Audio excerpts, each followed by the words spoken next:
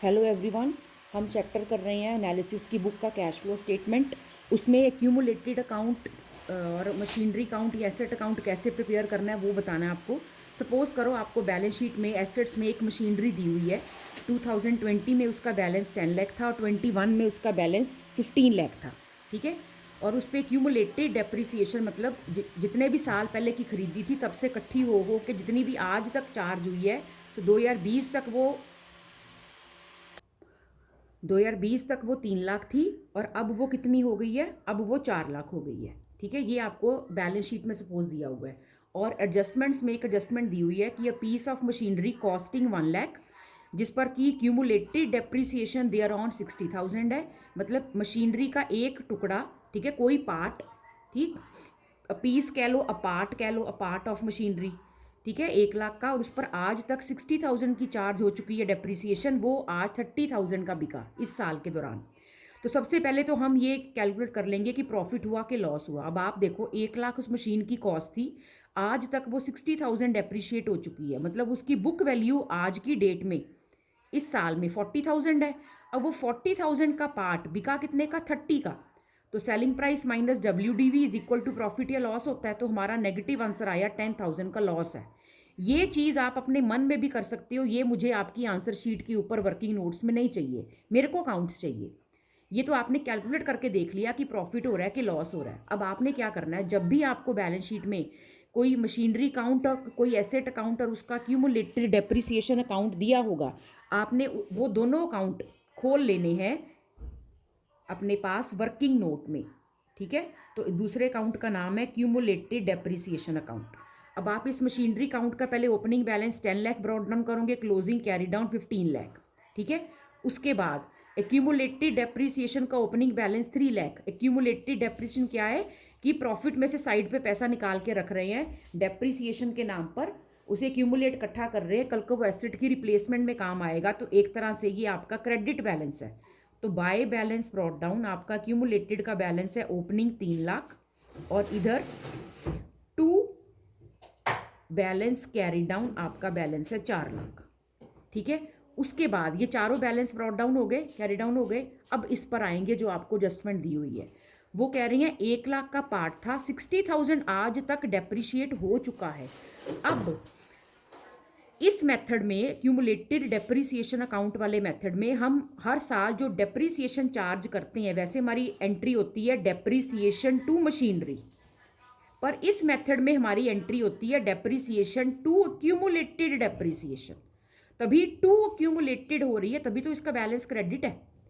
तो अब मैंने क्या करना है कि जो अब मेरा वो पार्ट बिकने लगा है, तो अभी तो मैंने उसको टू मशीनरी तो एक बार भी नहीं किया, पर अब जब वो बिकने लगा है तो मैंने क्या करना है कि उस पार्ट को, जो पार्ट बिकने लगा है, ठीक है, मैंने उस पार्ट से रिलेटेड डेप्रिसिएशन को अब एसेट में क्रेडिट करना है। अब तो वो बिकने लगी है, अब तो एसेट को क्रेडिट करें, अब तो उतने से एसेट को ख़त्म करें। तो जितनी मेरी आज तक वो डेप्रिशिएट हुई है 60,000 की, मैं उससे सारा साल, तो मैं जितने सालों से अकाउंट बना रही हूँ टू क्यूमुलेटेड बना रही हूँ।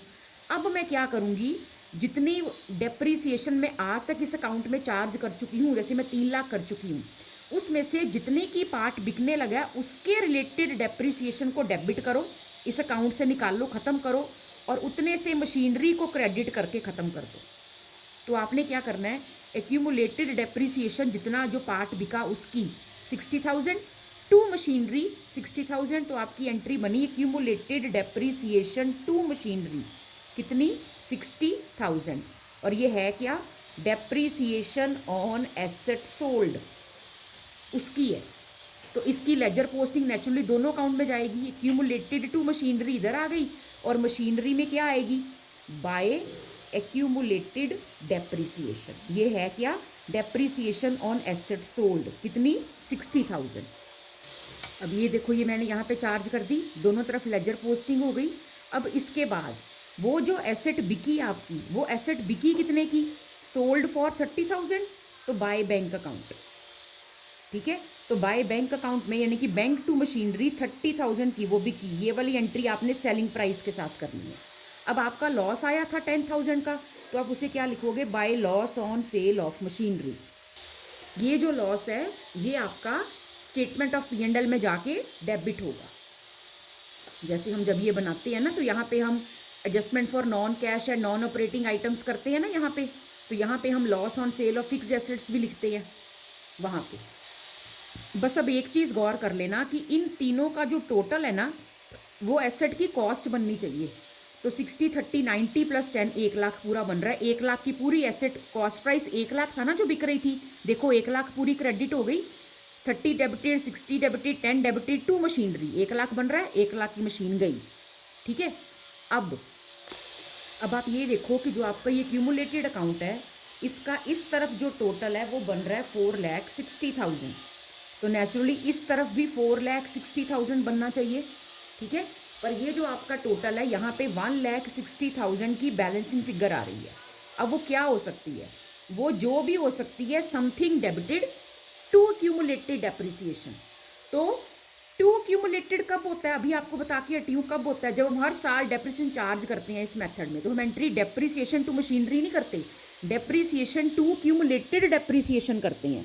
तो इसका मतलब ये क्या है? ये पक्का डेप्रिसिएशन है इस साल की। ठीक है, तो ये बैलेंस फिगर आ गई आपकी इस साल की डेप्रिसिएशन। ये डेप्रिसिएशन भी आपके यहाँ पे ऐड होती है ना, adjustment for non cash and non operating items में, ये यहाँ पे ऐड हो जाएगी। यहीं पर ही loss on sale of fix asset भी ऐड हो जाएगा adjustment for non cash and non operating items में। अब बचा हमारा ये वाला अकाउंट। अब इस अकाउंट में क्या है, आपका जो टोटल है इस तरफ क्या आ रहा है? 16 लाख। ठीक है, और इस तरफ भी टोटल 16 लाख होना चाहिए, मतलब इधर आपका 6 लाख आ रहा है। पता नहीं अब ये क्या है। Machinery debited 2। अब आप सोचो मशीनरी डेबिट हो रही है, तो debit what comes in, asset debit कब होती है? जब एसेट खरीदी जाती है। तो ये पक्का यानी कि हमने और एसेट खरीदी है। तो ये होगी हमारी बैलेंस फिगर मशीनरी परचेज्ड की। तो ये कहाँ पे जाएगी? Financing activities, sorry investing activities में जाएगी, परचेज ऑफ मशीनरी। और ये 30,000 कहाँ जाएगा? ये भी इन्वेस्टिंग में जाएगा, सेल ऑफ मशीनरी। ठीक है, तो इसमें देखो अब आपने फिर इस दोनों अकाउंट से क्या निकाला? ये परचेज ऑफ मशीनरी इन्वेस्टिंग में माइनस हो जाएगा, सेल ऑफ मशीनरी इन्वेस्टिंग में प्लस हो जाएगा। ठीक है, और ये loss on sale of machinery, ठीक है, इन दोनों की ट्रीटमेंट होगी, बैलेंस की तो कोई ट्रीटमेंट नहीं होनी। 6 लाख और 30 की हो गई, इसकी हो गई, इसकी हो गई, इसकी हो गई, बैलेंस की तो कुछ करनी नहीं। और 60 की तो 2 ट्रीटमेंट हो ही गई। ठीक है, जो चीज़ें बाहर होती 2 जगह आती ना, ये तो 2 जगह आ ही गई।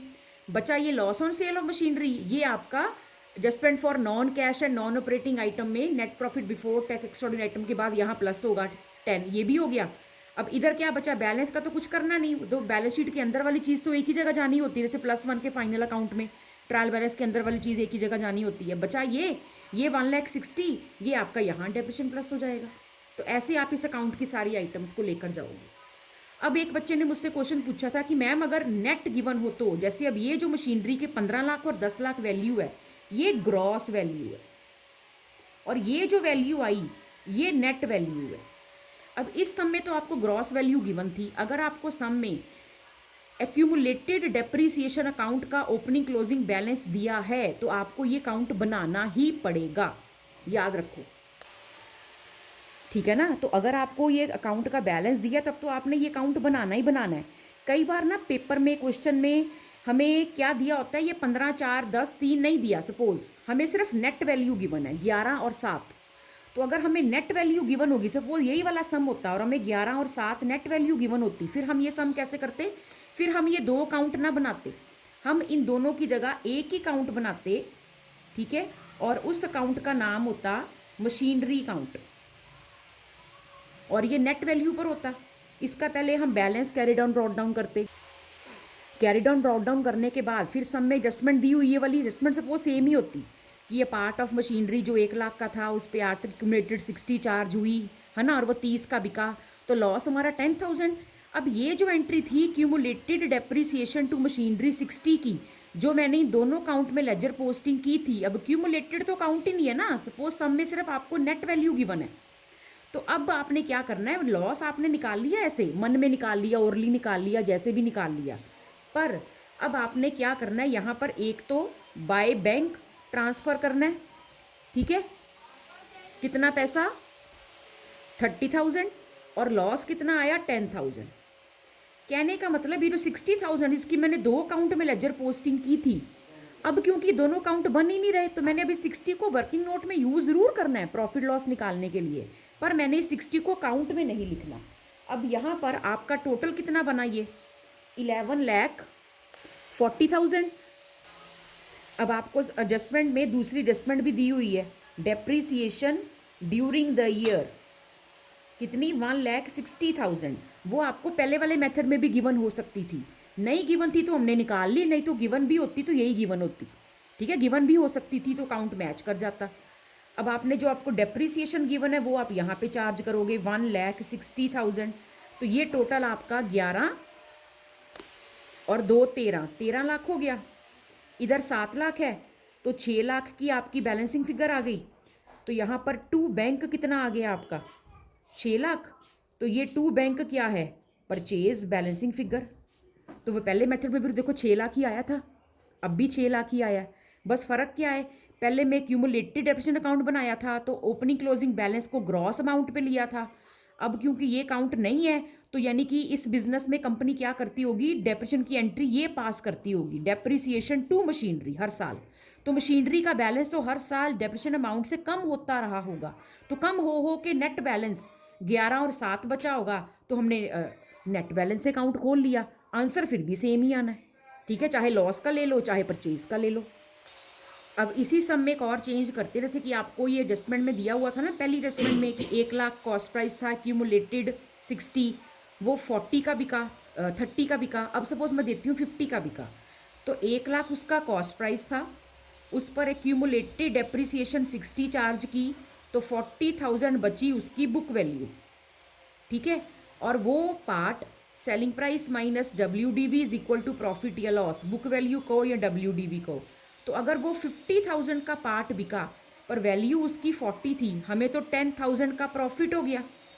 तो अगर प्रॉफिट हो गया तब आपने ये अकाउंट कैसे बनाना है, क्यूमुलेटेड अकाउंट को तो कोई फ़र्क नहीं पड़ना, बस यहाँ पर जब आपने मशीनरी अकाउंट बनाना है, ठीक है, तो मशीनरी अकाउंट में जब आपने लिखा यहाँ पे बाय बैंक, बैंक में कितने पैसे आए, सोल्ड फॉर 50 है, ठीक है, और बाय एक्यूमुलेटेड डेप्रीसिएशन तो मैंने सेम ही रखा है 60, और फिर मैंने यहाँ पे bye loss on sale of machinery लिखा था, वो यहाँ पे क्या आएगा, एक तो पहले टू बैलेंस ब्रॉट डाउन होगा कितना 10 लाख, और इधर आएगा to gain on sale of machinery, और वो gain on sale of machinery आपका कितना आया 10,000, और फिर आपका यहाँ पे आएगा बाय बैलेंस कैरी डाउन, वो कितना है आपका 15 लाख। ठीक है, ये टोटल बना 16,10,000। इसमें से 10,10,000 माइनस किया तो आपका टू बैंक तो फिर भी 6 लाख ही आया ना, जो बैलेंस फिगर पहले 6 लाख आई थी। बस अगर लॉस होगा तो लॉस वो इसी साइड पे शो हो जाएगा by loss on sale of machinery, अगर प्रॉफिट होगा तो वो इस साइड पर शो होगा क्रेडिट साइड पर to gain on sale of machinery. मैंने कहा था कि चेक कर लेना कि आपका इन तीनों का टोटल कॉस्ट प्राइस बनना चाहिए कि उतनी मशीनरी 1 लाख कॉस्ट की मशीन बिक गई तो 1 लाख क्रेडिट हो जाए। तो यहाँ पर भी देखो 1 लाख क्रेडिट हो गया, 1,10,000 क्रेडिट हुआ था ना बाय बैंक बाय क्यों 1,10,000, तो अगर 1,10,000 क्रेडिट हुआ तो 10,000 डेबिट भी तो हो गया, तो नेट तो 1 लाख ही क्रेडिट हुआ, चाहे प्रॉफिट का केस था चाहे लॉस का केस था।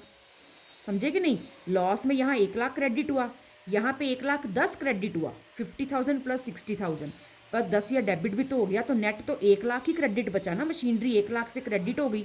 क्यों क्रेडिट हो गई, क्रेडिट बट गोज आउट, क्योंकि 1 लाख की बिक गई। तो ऐसे आपने प्रिपेयर करना है एसेट के केस में एसेट अकाउंट और क्यूमुलेटेड डेप्रिसिएशन अकाउंट, लॉस के केस में, प्रॉफिट के केस में, और नेट वैल्यू के केस में। Okay, thank you.